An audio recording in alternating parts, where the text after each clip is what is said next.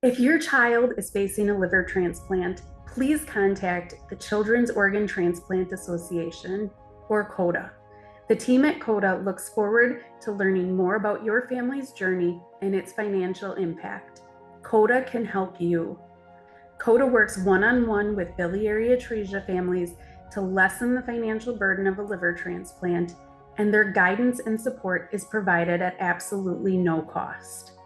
CODA wants you to focus on your child's journey and not on how to pay for it now or well into the future. This is why CODA is the trusted leader in supporting families. For a lifetime, CODA is also a proud Bear partner. Call CODA today at 800-366-2682 or go to codaGetStarted.org to learn why CODA is the partner you need and how they can help you.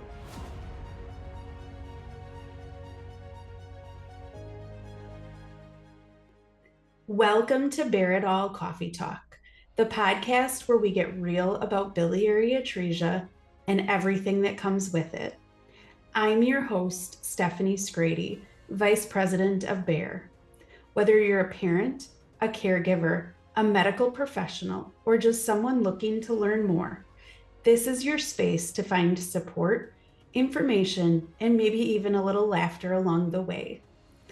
Each episode, we'll dive into the realities of life with BA, sharing stories, expert insights, and honest conversations about the challenges, victories, and everything in between.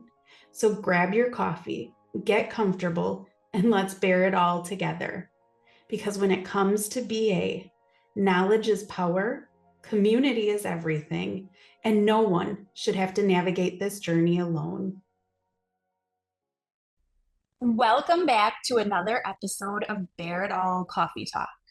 Today, I have the honor of sitting down with Rachel. Rachel is an adult biliary atresia patient, and we love hearing from the adults. Thanks for joining me, Rachel. Hello, Stephanie. Thanks so much. I'm extremely excited to share my journey and what I inspire to do in the future. I love chatting with Rachel. Rachel sent me a photo of herself, and you will see it on the cover of this episode, and it is gorgeous. It is a ballet photo, and you are just gorgeous. Thanks so much. Yeah, I love performing and being productive and active and fitness as well. And I feel like that has really helped health-wise. So I love it.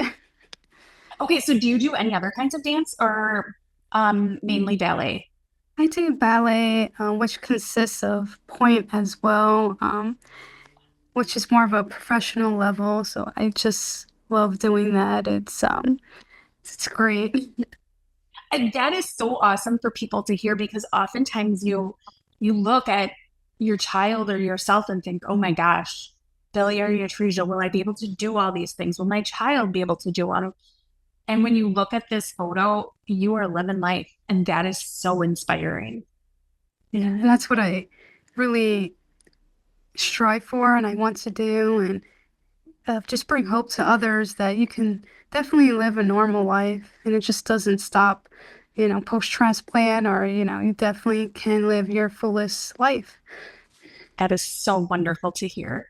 So let's get into it. Tell me about your journey with biliary atresia. I was born jaundice. I had the symptoms of throwing up, losing weight, loss of appetite. I had what is called rickets. So I mainly was casted from the waist down. I could not walk. And I remember just getting all these like needles, like vaccinations, even on my feet as well. I would say diagnosed when I was about like 2.5. I want to say, like a month and a half going into it of like curiosity, and doctors just couldn't figure. They would say, oh, she's normal, like nothing is wrong with her. This will go away, just put her in the sun. But it just started progressing just worse. And we had traveled and we were told that I needed to be put on a waiting list. It was already the end stage of liver disease, because in my stomach as well was really big, like it just was swollen. And so it was already that final stage. And then I went to and got put on a waiting list for about 4 years. And That is something. yeah, Wow. it's a lot. It's just so much to even thinking about it, looking back, I just felt like I can't even believe I'm here. Like because of the time. Yeah. I did get the Kasai procedure, which saved some time for a liver transplant. And even now, liver transplant, it's like it has to be done still. Like there's no, it's just resources for that. It's no cure. So even today, and I'm hopeful that will change, and that wouldn't be the only option. But in my case, in the 90s, that's what it was, and it was so unheard of, and I feel like today it's Yeah. still unheard of today.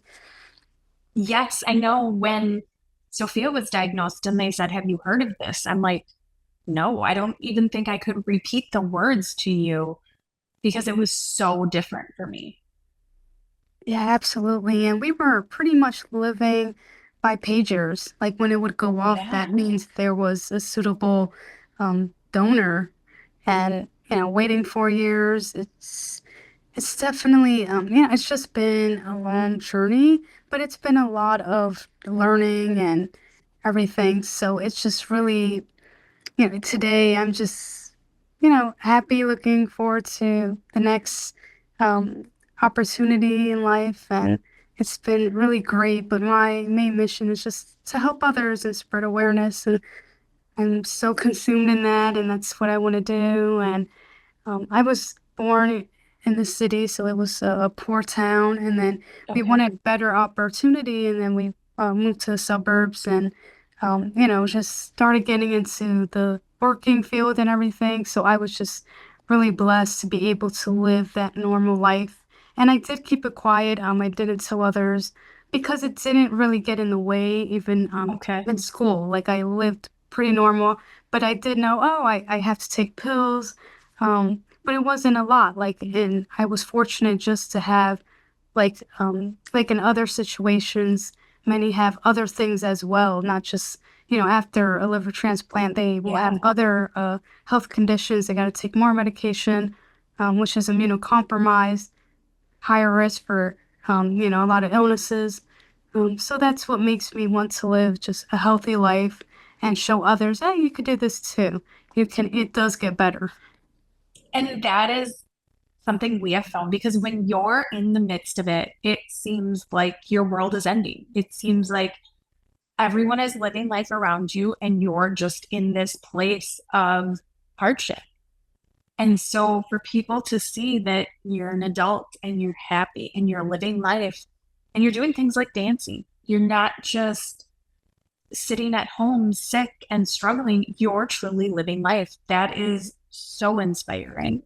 Yeah, absolutely. And with the medication, there's side effects. And my main goal is, and I recommend this for everyone, get checkups. You see something, please get that checked out, or, Yeah. that's what really matters. So with lab works, I get that every 3 months. I Okay. see liver doctor once a year, which is great. I remember seeing a liver doctor like every couple months.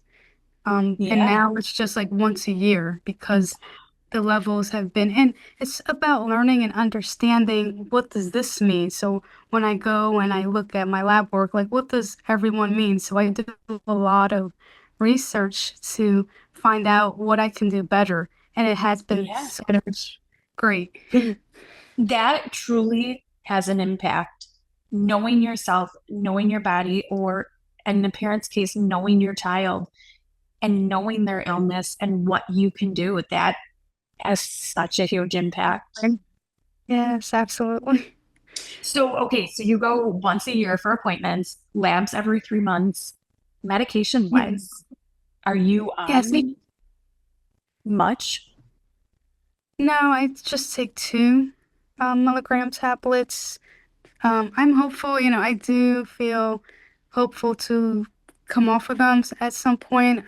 Some can. It just really depends on the body if Yeah. your immune system can fight this off. So there's always the risk for rejection, of course. Yeah. But I have high hopes to hopefully, soon not need them, and that'll be great. And I would love to share that story because it's a long way to go. It's been, 30 years and it's great. But I'm hopeful for that. That's like kind of the next step, but that's okay if it's not meant to be like that, that's okay too, because as long as you're living a healthy life, that's the most important thing.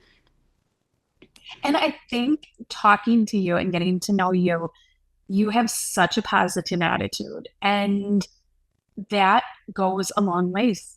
And I know it is so hard and things get so scary, but a positive attitude truly makes a world of difference. Yeah, absolutely. And also having goals, like what you want for yourself for the future, that just helps so much and wanting to complete that. And like for me, I want to spread awareness, share the journey, help others as well that are going through just liver disease in general, and also in Yeah. children as well. And just, especially like in the poverty cities, really spread just awareness there. And that's it. Yes. Yeah, my main goal. Yeah. Oh, I love it. You are so amazing. I hope you know that. Appreciate it. Okay, so tell me, when people are in the midst of it, it is so hard. What is one piece of advice you have for people just getting the diagnosis or early on in this journey as an adult that is so happy and healthy and so successful? What's one piece of advice? I would say it definitely gets worse before it gets better. I I love would that. say Yes. definitely. I think that is unfortunately the reality of this. Yes. You want it to be this quick fix, and it isn't, but it will get better. Yeah, it's a long process, but it's really worth it. It really is. Yes. You see a side of strength that you didn't know you had, or watching your child seeing the strength, it's unbelievable. Yes. Absolutely. Oh my gosh, I love it.